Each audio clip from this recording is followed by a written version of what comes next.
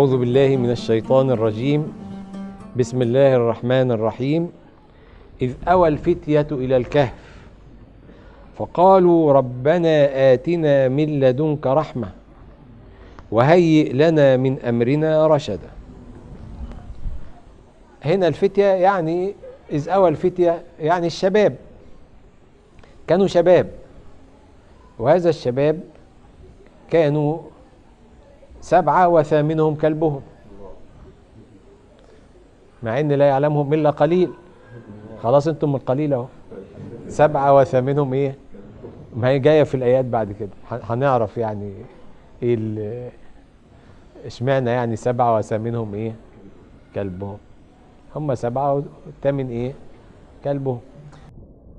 وهؤلاء الفتية امنوا ايه؟ بربهم وزدناهم ايه؟ هدى.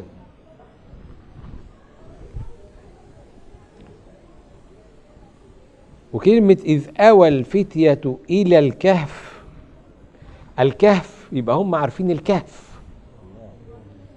إيه الكهف ده؟ ده جالهم إزاي يعني مع إن الكهف ده كان بعيد؟ لأن ربنا قال لهم فأووا إلى الكهف. فهم عندهم شعور بإيحاء رباني إن هو ده الكهف. يعني هم مش ماشيين بدماغهم. ربنا قال لهم فأووا إلى الإيه؟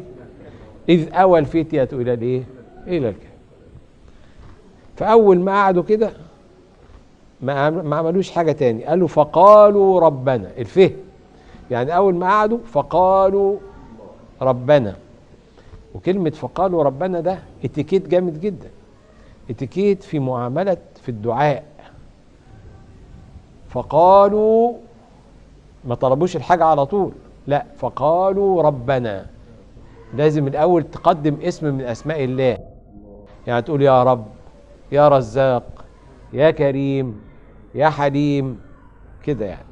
فقالوا ربنا آتنا. وده الاتيكيت ده مهم جدا في كل حياتك. الاتيكيت ده يعني السلوكيات والذوقيات والأخلاق اللي انت بتتعامل فيها مع نفسك ومع أهلك ومع بيتك ومع أولادك ومع الناس اللي بره وفي الشغل بتاعك ومع ربنا كمان.